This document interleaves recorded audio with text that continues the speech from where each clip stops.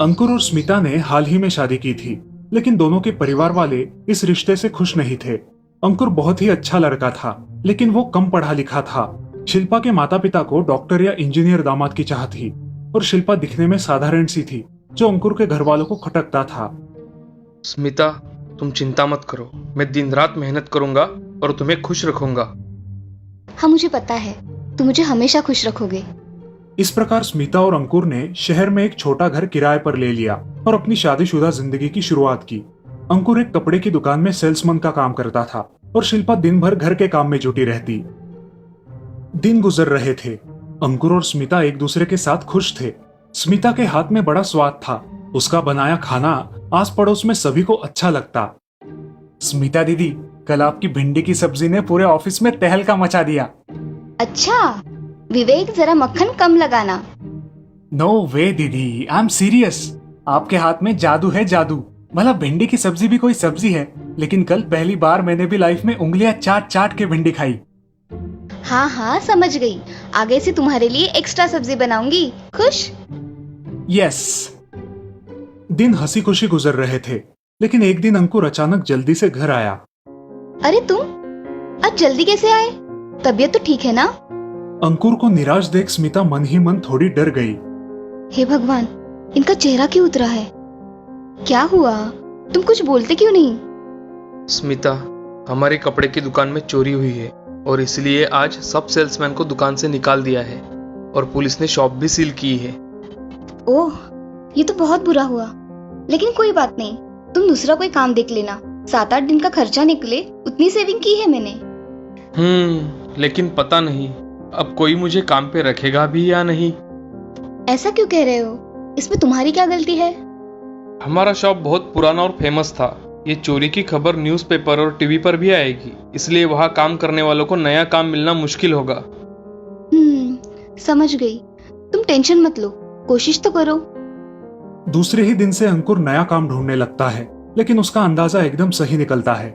काफी जगह पर उसे साफ साफ ना बोला जाता है। ये सिलसिला कुछ दिन ऐसे ही चलता है और अंकुर की निराशा बढ़ने लगती है। घर में भी वो गुमसुम सा रहने लगता है। मुझसे इनकी हालत देखी नहीं जा रही। भगवान भी क्यों हमारी कठोर परीक्षा ले रहा है, पता नहीं। हमने कभी किसी का बुरा किया नहीं और ना ही चाहा है। मैं इन्हें ऐसे हारते हुए नहीं देख सकती, पर मैं क्या करूं? ज्यादा पढ़ी लिखी भी नहीं हूं।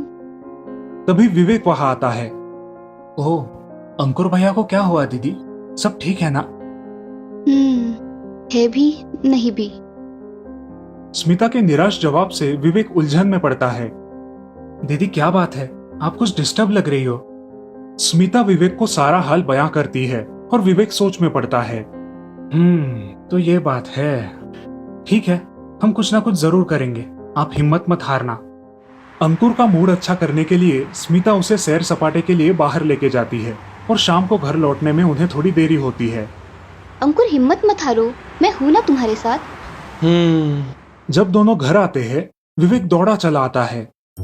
अरे दीदी, कहाँ थी आप? कब से आपका इंतजार कर रहा हूँ। क्या हुआ? सब ठीक है ना? बिल्कुल, आपके लिए एक गुड न्यूज है। विवेक की बात सुन के स्मिता का चेहरा चमक उठता है। ओह सच? क्या बात है? दीदी, आपके हाथ का खाना मेरे ऑफिस में बहुत लोगों को पसंद आता है। उनमें से कुछ लोगों ने मुझे टिफिन सर्विसेज के लिए पूछा है। विवेक की बात सुन के स्मिता उलझन में पड़ती है। Tiffin service? मैं कुछ समझी नहीं। दीदी, आपको रोज 5 डिब्बे मेरे ऑफिस में भेजने हैं। रोटी, सब्जी, चावल और दाल। ये लोग आपको महीने या हफ्ते के पैसे देंगे। मुझे यकीन है आपको इस काम से अच्छी आमदनी होगी। लेकिन क्या मैं ये काम अच्छे से कर पाऊंगी? अरे हाँ, क्यों नहीं। जैसे आप घर में 2 लोगों के लिए खाना बनाती हो, बस वैसे ही ज्यादा क्वांटिटी में बनाना है। आप आराम से कर लोगी। लेकिन वो टिफिन तुम्हारे ऑफिस में पहुंचाना, वापस लाना, ये सब अकेले कैसे कर पाऊंगी? उन दोनों की बात शांति से सुन रहा अंकुर फुर्ती से जवाब देता है। मैं करूंगा टिफिन डिलीवरी, तुम टेंशन मत लो। अंकुर का उत्साह देख स्मिता और विवेक खुश होते हैं। दूसरे ही दिन स्मिता मन लगा के 5 लोगों का टिफिन बनाती है और अंकुर सारे टिफिन विवेक के ऑफिस पहुंचा देता है। ऑफिस के लोग गर्मा गर्म खाना खा के संतुष्ट हो जाते हैं। वाह भाई विवेक, आज तो मजा आ गया। खाना हो तो ऐसा। सच में माँ के हाथ के खाने की याद आ गई। बहुत टेस्टी और हाइजेनिक फूड है। ऐसे एक हफ्ता निकल जाता है स्मिता और अंकुर टिफिन सर्विस में व्यस्त हो जाते हैं। जब एक हफ्ता पूरा होता है तब विवेक स्मिता के घर आता है। दीदी ये लीजिए, आपकी पहली कमाई 1500 रुपए। क्या 1500? पहली कमाई देख के स्मिता और अंकुर फूले नहीं समाते। वाह स्मिता, सचमुच मुझे तुम पर बहुत गर्व है। और दीदी 5 और लोगों ने भी टिफिन की मांग की है। विवेक की बात सुन के स्मिता और अंकुर बहुत खुश होते हैं।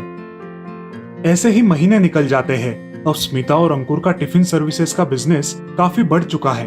उनके टिफिन अब ना ही सिर्फ विवेक के ऑफिस में लेकिन आसपास के सारे ऑफिसेस में जा रहे हैं। उनकी आमदनी भी खूब बढ़ गई है। स्मिता ने एक अलग ही जगह ले ली है और अब मदद के लिए 4 और महिलाओं को काम पे रखा है। अंकुर 4 जरूरतमंद लड़कों को डिलीवरी के काम पे रखता है और खुद टिफिन सर्विस का हिसाब किताब, होलसेल मार्केट जाके सामान की खरीदी इत्यादि सब देखने लगता है। अंकुर, अब हमें इस बिजनेस पे पूरा ध्यान देना चाहिए। खाने की क्वालिटी बिगड़ गई तो हमारी टिफिन सर्विस का नाम खराब होगा। तुम सही कह रही हो। तभी विवेक वहां आता है। दीदी आप बस क्वालिटी पे ध्यान दो। आज से मैं आपके टिफिन सर्विसेज की मार्केटिंग संभालूंगा। मैंने मेरी जॉब छोड़ दी है। विवेक की बात सुन के स्मिता और अंकुर चौंक जाते हैं। अरे ऐसा क्यों किया तुमने? अच्छी खासी नौकरी थी तुम्हारी। अंकुर भैया, आपने ये जो प्रोग्रेस की है वो सिर्फ 6 महीने का रिजल्ट है। अभी तो कितना सारा मार्केट कवर नहीं हुआ है। मेरे दिमाग में काफी सारे आइडियाज है। मुझे यकीन है मैं इस काम में ज्यादा प्रोग्रेस कर सकता हूँ और फास्ट भी। जैसे कि हम ऑनलाइन फूड ऑर्डर्स ले सकते हैं। हमारे अपने ऐप पर हम अपनी फूड चेन शुरू कर सकते हैं। मैंने तो नाम भी सोच के रखा है, माँ की रसोई। अरे वाह, बहुत अच्छा नाम है। हाँ सच, मेरे हाथों में उन्हीं का स्वाद उतरा है। विवेक नई टेक्नोलॉजी की सहायता से स्मिता का टिफिन सर्विसेज का बिजनेस नई ऊंचाइयों पर ले जाता है। ऐप के माध्यम से उनका बिजनेस खूब बढ़ता है। अब उनकी खुद की बड़ी फैक्ट्री खुलती है जहाँ सब एडवांस्ड रसोई है। काफी सारे प्रोफेशनल कुक खाना बना रहे हैं और डिलीवरी बॉयज बाइक पे टिफिन ऑर्डर्स डिलीवर कर रहे हैं। अंकुर और स्मिता यंग जनरेशन के लिए एक मिसाल बनते हैं और आगे चल के उन्हें कई सारे पुरस्कारों से सम्मानित किया जाता है। तो देखा दोस्तों, जहाँ चाह होती है वहाँ राह होती है। बस आपकी इच्छा शक्ति मजबूत होनी चाहिए। बहुत समय पहले की बात है। राघव नाम का आदमी अपने दोनों बेटियों के साथ रहा करता था। उसके बड़ी बेटी का नाम था सुहानी और दूसरी बेटी का नाम था शिवानी। दोनों भी बहनें बहुत ही समझदार थी। उनकी माँ शिवानी छोटी थी तभी गुजर जाने की वजह से सुहानी कम उम्र में ही बड़ी हो गई थी। वो घर के सारे काम किया करती थी और शिवानी छोटी होने के कारण उसका भी ख्याल रखा करती थी। ऐसे ही कुछ साल बीत जाते हैं। अब थोड़े दिनों बाद सुहानी की शादी सचिन के साथ हो गई। सचिन एक बहुत ही समझदार और अपना खुद का व्यवसाय करने वाला आदमी था। उसके साथ शादी कर सुहानी उसके साथ चली जाती है। इधर शिवानी और राघव अब दोनों अकेले ही रहा करते थे। एक दिन, पिताजी, जब से दीदी ससुराल गई है तब से घर खाली खाली लगने लगा है। हाँ बेटा, सुहानी के बगैर ये घर बहुत सुना लगता है। पिताजी, मैं कॉलेज जा रही हूँ, आप खाना खा लेना। बाय पिताजी। बाय बेटा, शाम को घर जल्दी आना। हाँ पिताजी। अब शिवानी कॉलेज में जाकर अपनी पढ़ाई पूरी कर रही थी। कुछ दिनों बाद दिवाली आती है। शादी के बाद पहली दिवाली होने के कारण सुहानी अपने मायके आती है। तभी शिवानी सुहानी से, अरे मेरी प्यारी दीदी, तुम आ गई। मैं कब से तुम्हारा इंतजार कर रही थी। सच में? मैंने भी तुम्हें बहुत मिस किया शिवानी। अच्छा सुनो, मुझे तुम्हें एक खुशखबरी देनी है। क्या खुशखबरी है दीदी, जल्दी बताओ। तुम मासी बनने वाली हो और आप नाना जी बनने वाले हैं पिताजी। सच में? हाँ। ऐसा कहकर सुहानी कुछ दिन अपने पिताजी के यहाँ रहकर फिर अपने ससुराल चली जाती है। कुछ दिनों बाद सुहानी एक नन्ही गुड़िया को जन्म देती है और उसका नाम परी रखती है। अब कुछ साल बीत जाते हैं। परी अब बड़ी हो जाती है। अब वो स्कूल जाने लगी थी। कुछ काम की वजह से सुहानी के घर शिवानी आ जाती है और परी के साथ खेलने लगती है। वहाँ परी के साथ उसका समय कैसे चला जाता है उसे पता भी नहीं चलता। एक दिन सुहानी घर का कुछ सामान लाने के लिए बाजार चली जाती है। घर लौटते वक्त एक बड़े से ट्रक से सुहानी की गाड़ी का एक्सीडेंट हो जाता है और वो बेहोश हो जाती है। उसके सर से बहुत खून निकलना शुरू हो जाता है। वहाँ के लोग उसे अस्पताल में भर्ती कर देते हैं। ये खबर सचिन को मिल जाती है। तभी सचिन शिवानी को फोन करके सारी बातें बताता है। शिवानी की तो धड़कन तेज हो जाती है। वो परी को लेकर रोते रोते अस्पताल चली जाती है। क्या हुआ है जीजाजी? दीदी कैसी है? डॉक्टर ने क्या कहा? उन्होंने 24 घंटे का समय दिया है। मुझे तो कुछ समझ में नहीं आ रहा है, ये क्या हो रहा है। ए भगवान, मेरी सुहानी को बचा लेना। तभी डॉक्टर ऑपरेशन थिएटर से बाहर आते हैं। सचिन डॉक्टर को देखते ही उनके पास जाकर उनसे पूछता है, डॉक्टर साहब, सुहानी कैसी है? हमारी ओर से हम पूरी कोशिश कर रहे हैं सचिन। डॉक्टर साहब, कैसे भी करके आप मेरी सुहानी को बचा लीजिए प्लीज। ऐसा कहकर सचिन रोने लगता है। सचिन को रोते देख परी और शिवानी भी रोने लगती है। तभी दूसरे डॉक्टर बाहर आकर सचिन से, सॉरी सचिन, आपके बीवी का बहुत ज्यादा खून बह जाने की वजह से हम उन्हें नहीं बचा सके। डॉक्टर की बात सुनकर सचिन और शिवानी बहुत रोने लगते हैं। तभी सचिन सुहानी के पास जाकर, तुम मुझे ऐसे छोड़कर नहीं जा सकती सुहानी। ऐसा कहकर सचिन जोर जोर से रोने लगता है। अब कुछ महीने ऐसे ही बीत जाते हैं। परी को माँ की कोई कमी ना हो, इसीलिए सचिन की माँ गीता हिम्मत जुटाकर सचिन से कहती है, बेटे, कब तक तुम ऐसे ही सुहानी के यादों में अपनी जिंदगी गुजारोगे? तुम अब एक पिता भी हो और पिता होने का फर्ज भी तो तुम्हें निभाना है। उस मासूम परी की ओर देखो बेटा। क्या तुम्हें नहीं लगता कि परी को माँ के प्यार की जरूरत है? तुम्हें दूसरी शादी कर लेनी चाहिए। मगर माँ, मैं दूसरी शादी कैसे करूँ? क्या तुम्हें लगता है सुहानी जितना प्यार कोई परी को कर पाएगा? बेटा, ये मुझे पता है, मगर परी को माँ के प्यार की जरूरत है, ये याद रखना। मैं सोचता हूँ। ऐसा कहकर सचिन वहाँ से चला जाता है। कुछ दिनों बाद सचिन की माँ गीता अपने बेटे का रिश्ता लेकर शिवानी के घर चली जाती है। तभी शिवानी के पिता राघव गीता जी से, आइए ना गीता जी, हमारी परी कहाँ है? वो नहीं आई? अरे नहीं भाई साहब, मैंने परी को नहीं लाया। मुझे आपसे कुछ जरूरी बात करनी थी, इसीलिए मैं आपके पास आई हूँ। हाँ बोलिए ना, आपको क्या बात करनी है? भाई साहब, मैं सोच रही हूँ कि अगर शिवानी बेटी की शादी सचिन से हो जाए तो अच्छा रहेगा। मेरी परी की जिंदगी संवर जाएगी, उसे उसकी माँ से ही माँ के रूप में मिल जाएगी। गीता जी, परी मेरी भी तो पोती है, मुझे भी उसकी बहुत चिंता है। लेकिन मुझे एक बार आप शिवानी से बात करने दीजिए। मैं शिवानी से बात करके आपको बताता हूँ। बहन, आप चिंता मत कीजिए, सब ठीक हो जाएगा। जी भाई साहब, आप मुझे फोन पर बता देना। जी, मैं आज ही शिवानी से बात करके आपको बताता हूँ। ठीक है भाई साहब, मैं चलती हूँ। घर पर परी अकेली है। जी। ऐसा कहकर गीता वहाँ से चली जाती है और राघव शाम को शिवानी से पूछते हैं, अरे शिवानी बेटा, मैंने तुम्हारी शादी करने की सोची है। क्या तुम शादी करने के लिए तैयार हो? जैसा आप ठीक समझो पिताजी। शिवानी बेटे, आज गीता जी हमारे घर पर आई थी। उन्होंने सचिन के लिए तुम्हारा हाथ मांगा है। ये आप क्या कह रहे हैं पिताजी? मैं मेरी बहन की जगह कैसे ले सकती हूँ?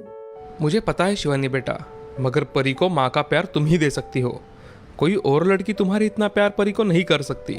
इसलिए मुझे ऐसा लगता है तुम्हें इस बारे में सोचना चाहिए। और हाँ, तुम्हारा जो भी निर्णय होगा मुझे मंजूर होगा। मैं तुम्हारी मर्जी के खिलाफ तुम्हारी शादी कभी नहीं करूंगा बेटा। शिवानी पूरी रात सोचती रही और दूसरे दिन अपने पिताजी के पास जाकर, मैंने बहुत सोचा पिताजी, मैं इस शादी के लिए तैयार हूँ। मेरे परी को माँ मिल जाएगी, उससे ज्यादा मुझे और क्या चाहिए। मुझे तुम पर नाज है मेरी बच्ची। ऐसा कहकर राघव ये बात गीता जी को फोन करके बताता है। गीता भी बहुत खुश हो जाती है। उनकी शादी बहुत कम लोगों में होती है। अब शिवानी सचिन की दूसरी पत्नी बनकर उस घर में आती है। शिवानी का रवैया घर वालों के प्रति बहुत अच्छा होने के कारण वो जल्द ही उस घर में सब सीख जाती है। वो परी का अपनी बेटी की तरह ख्याल रखा करती थी। उसका खाना पीना तथा उसका स्कूल से जाने तक का सारा काम शिवानी खुद से किया करती थी। ये सब देख सचिन की माँ गीता भी बहुत खुश थी। मगर बुढ़ापे में लंबी बीमारी के कारण सचिन की माँ चल बसी। बाद में उनके परिवार में सचिन, परी और शिवानी रह गए। अब ऐसे ही 1 साल बीत जाता है। शिवानी एक सुंदर से लड़के को जन्म देती है। परी भी बहुत खुश थी क्योंकि अब उसके साथ खेलने के लिए उसका भाई आया था। अब शिवानी अस्पताल से घर पर आती है और शिवानी के मन में एक विचार आता है, अब मेरे बच्चे के सारे अधिकार इस परी के साथ बांटे जाएंगे। मुझे खुद को बदलना चाहिए। मुझे मेरे बेटे के बारे में सोचना चाहिए। अब शिवानी का परी के प्रति व्यवहार बदल जाता है। वह उससे सौतेले जैसा व्यवहार शुरू कर देती है। परी को समझ में ही नहीं आता कि उसकी माँ को हुआ क्या है। तभी परी शिवानी से, माँ तुम अब मुझसे ऐसा व्यवहार क्यों करती हो? मैं तो तुम्हारी परी हूँ ना। मैं तुम्हारी माँ नहीं हूँ, मैं मेरे बच्चे की माँ हूँ। तुम्हारी मैं मासी हूँ, समझी? मुझे तुम मासी ही कहा करो और मुझे कुछ नहीं हुआ है। मैं जैसा कहूँ वैसा ही करना, समझी? हाँ माँ, तुम जैसा कहोगी मैं वैसा ही करूँगी। अब शिवानी परी को बहुत भला बुरा कहने लगी थी। उससे घर के सारे काम करवाती थी। ऐसे ही एक दिन शिवानी अपने घर के बड़े बड़े बर्तन निकालकर उसे साफ करने के लिए देती है। तभी परी अपनी मासी से, मासी मेरे से ये बर्तन उठाए नहीं जाते, मैं इन्हें कैसे साफ करूँ? वो मुझे नहीं पता, मुझे शाम तक सारे बर्तन साफ चाहिए, समझी? ऐसा कहकर शिवानी वहां से चली जाती है। अब परी को उसकी बात पर रोना आता है और अपनी माँ की उसे बहुत याद आती है। माँ तुम मुझे छोड़कर क्यों चली गई? यहाँ सब लोग बुरे हैं। परी फूट फूट कर रोने लगी। उसकी ये बातें शिवानी के कान पर पड़ती है और वो वहीं से मुड़कर परी के पास चली आती है। क्यों रे परी, अब ज्यादा जुबान चल रही है ना तेरी? ऐसा बोलकर शिवानी उसके गाल पर इतने जोर से चाटा मारती है कि उसकी पांचों उंगलियां उसके गाल पर साफ दिखाई देती है। परी बहुत रोने लगती है और रोते रोते अपना काम करने लगती है। काम हो जाने के बाद परी किचन में जाकर खाना पकाने के लिए चली जाती है और तभी उसके हाथ से दूध नीचे गिर जाता है। अरे करमजली, अब क्या मेरा नुकसान करके छोड़ेगी क्या? ये देखो कितना दूध गिरा दिया तुमने। ये सब देख बड़े गुस्से में शिवानी वहां रखी हुई कलची को गैस पर गर्म करके परी के हाथ को चटका लगा देती है। उसे बहुत दर्द होता है। वो बहुत जोरों से चिल्लाती है और अपने कमरे में रोती रोती चली जाती है और वहां जाकर सो जाती है। कुछ देर में सचिन घर आता है तो उसे परी दिखाई नहीं देती। वो शिवानी से, अरे शिवानी, परी कहाँ है? वो खाना नहीं खाएगी? अजय आज खेल खेल के बहुत थक गई थी, इसीलिए परी खाना खा के जल्दी सो गई है। अच्छा। सचिन खाना खाकर सो जाता है, लेकिन उसे उस रात अच्छे से नींद नहीं आती, तो वो परी को देखने उसके कमरे में चला जाता है। तभी उसे उसकी आंखों पर विश्वास नहीं होता। परी का बदन बुखार से गर्म था और परी के गाल पर उंगलियों के निशान थे और हाथ जला हुआ था। ये सब देख सचिन हैरान हो जाता है। अब उसे कुछ समझ में नहीं आता कि हो क्या रहा है। तभी उसने परी को उठाकर बुखार की दवाई दी और उसके साथ वही सो गया। अगले दिन सचिन परी से, बेटी ये तुम्हें क्या हुआ है, मुझे बताओगी? कुछ नहीं पिताजी, वो मैं किचन में कुछ करने गई थी तो मुझे कुकर का चटका लग गया। और ये गाल पर क्या हुआ है बेटा, किसने मारा है तुम्हें? वो पिताजी, मैंने होमवर्क ठीक से नहीं किया, इसीलिए मेरी टीचर ने मुझे मारा। अच्छा, लेकिन परी बेटे तुम्हारी तबीयत तो ठीक है ना अभी? हाँ पिताजी, मुझे अच्छा लग रहा है। आप ऑफिस जाइए। सचिन हाँ कहकर ऑफिस जाने के लिए निकलता है, मगर उसका मन आज कुछ अलग कह रहा था। सोचते सोचते सचिन घर से निकल जाता है और बाहर जाकर घर के बाहर से घर पर नजर रखता है कि परी के साथ हो क्या रहा है। सचिन के जाने के बाद थोड़ी ही देर में शिवानी वहां आती है।